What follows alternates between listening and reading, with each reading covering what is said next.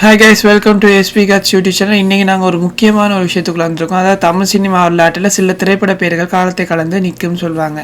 அந்த பேரில் மிக முக்கியமான ஒரு பேர் தான் பராசக்தி. பராசக்தி என்ற ஒரு வார்த்தையை கேட்டவுடன் தமிழ் சினிமா ரசிகர்களுக்கு நினைவில் உடனடியாக வாரது நடிகர் திலகம் நம்ம சிவாஜி சாருடைய 1952 வெளியான அந்த வரலாற்று சிறப்பு வாய்ந்த திரைப்படம் தான் எனக்கு ஞாபகம் வரும். குறிப்பாக அந்த படத்தில் இடம்பெற்ற ஒரு நீதிமன்ற காட்சி எல்லாருக்கும் இன்று வரைக்கும் ஞாபகம் இருக்குது. இன்று வரை தமிழ் சினிமாவில் மிகச்சிறந்த காட்சிகள் அதுவும் ஒன்று பேசப்படுது. சமூக அநீதி, மூட நம்பிக்கை, பெண்களின் நிலை, அரசியல் விழிப்புணர்வு, மனிதநேய சிந்தனை ஆகியவற்றை தைரியமாக பேசிய அந்த பராசக்தி வெறும் ஒரு திரைப்படமாக மட்டும் இருக்காது, ஒரு சமூக இயல்பாக்கமே கருதப்படுது இந்த காலகட்டத்தில். அதனால்தான் அந்த பேருக்கு இன்று வரை ஒரு தனி காரணத்தையும் ஒரு மரியாதையும் தமிழ் சினிமா இன்று வரைக்கும் வழங்கி வருது. அந்த நிலையில் அதே பராசக்தி என்ற பெயரில் மீண்டும் ஒரு புதிய படம் உருவாகி வருது என்று எல்லாருக்கும் தெரிஞ்ச ஒரு விஷயம். ரசிகர்களிடையே இயல்பாகவே பெரும் எதிர்பார்ப்பு இருக்குது. இது புதிய பராசக்தி திரைப்படத்தை புதிய தேசிய விருதுக்கு சுதா கொங்காரா ரெடியாக்கிட்டு வராங்க. கதைக்கே முக்கியத்துவம் கொடுக்கும் இயக்குநராக அறியப்படும் சுதா கொங்காரா இந்த படத்திற்கு எடுத்திருக்கும் முயற்சி ஆரம்பத்திலிருந்தே ஒரு கவனம் பெற்றதே வருது. இந்த திரைப்படத்தில் நாயனாக மற்றும் நம்ம சிவகார்த்திகை நடிச்சிருக்காங்க. சிவகார்த்திகனுக்கு இது 25வது திரைப்படம் சொல்றாங்க. அவரின் திரைப்பயணத்தில் ஒரு மைல் கல்லாக இந்த படம் பார்க்கப்படுது. அதே நேரத்தில் இசையமைப்பாளர் ஜி பிரகாஷ் அவங்களுக்கு இது 100வது படம் என குறிப்பிடத்தக்க ஒரு விஷயம். இந்த காரணங்கள் அனைத்தும் சேர்ந்து பராசக்தி படத்தின் மீது ஒரு எதிர்பார்ப்பு பல மடங்கு அதிகரிச்சிருக்கு. சிவகார்த்திகனுடன் இணைந்து ஜெயம் ரவி, அதர்வா போன்ற முக்கிய நடிகர்களும் இந்த படத்தில் நடிச்சிருக்காங்க. இந்த படத்தை சிவகார்த்திகனுக்கு சொந்த தயாரிப்பு நிறுவனம் டான் பிக்சரும் ஒரு மிக பிரம்மாண்டமான தயாரித்து வருது. தகவலின்படி படத்திற்கு மிக அதிகமான பட்ஜெட் செலவிடப்பட்டிருக்குன்னு சொல்றாங்க. அதுவும் குறிஞ்ச பீரியட்ல செட், உடை, காட்சியமைப்பு போன்ற அனைத்திலும் சிறப்பு கவனம் செலுத்தப்பட்டிருக்குன்னு சொல்றாங்க. இந்த பராசக்தி திரைப்படத்தின் கதை 1960 அன்றைய காலகட்டத்தில் மெட்ராஸ் மாகாணத்தை பின்னணியாக கொண்டு உருவாக்கப்பட்டிருக்கு. அந்த காலகட்டத்தில் தமிழ்நாட்டில் நடைபெற்ற ஒரு எதிர்ப்பு போராட்டங்கள் இந்த கதையின் ஒரு முக்கிய மையமாக அமைஞ்சிருக்க கூடும் என சொல்றாங்க.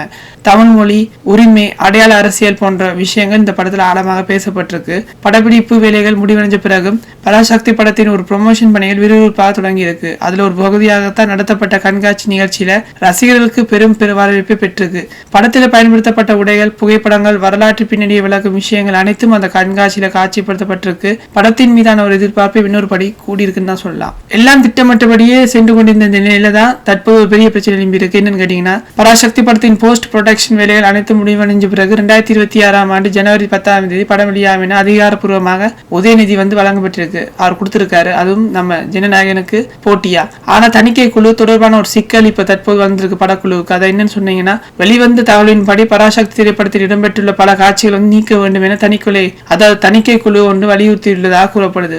குறிப்பாக இந்தி எதிர்ப்பு போராட்டங்களை மையமாக கொண்ட காட்சிகள் அதிகமாக இருப்பதனால அந்த பகுதிகளுக்கு கடும் கட்ஸ் வழங்கப்பட வேண்டும் என்று தகவல் வெளியா இருக்கு. இதன் காரணமாக படக்குழு தற்போது இந்த படத்தை ரிலீசிங் கமிட்டியை அனுப்பியுள்ளதாக சொல்லியிருக்காங்க.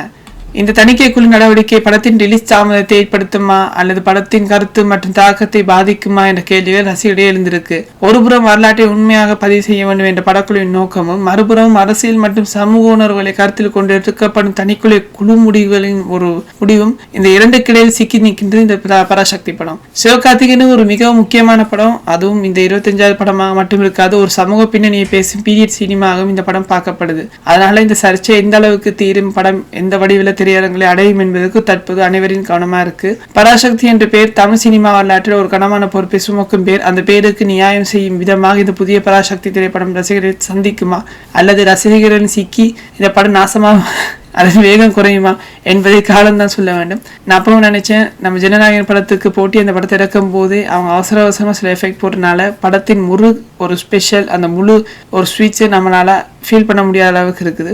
எனக்கு இப்பவே தெரிஞ்சு போச்சு, நம்ம ஜனநாயகன் படத்துக்கு போட்டிட்டும் இந்த படம் பராசக்தி கட்டாயம் தோக்க தான் போகுது. ஜனநாயகன் நம்ம தளபதி விஜயோட படம் கண்டிப்பாக பாருங்க. நம்மளோட சேனலை சப்ஸ்கிரைப் பண்ண மறக்காதீங்க. அடுத்த வீடியோ சந்திக்கும் வரை உங்களிடமிருந்து விடைபெறுவது உங்கள் பிரசாந்த். நன்றி.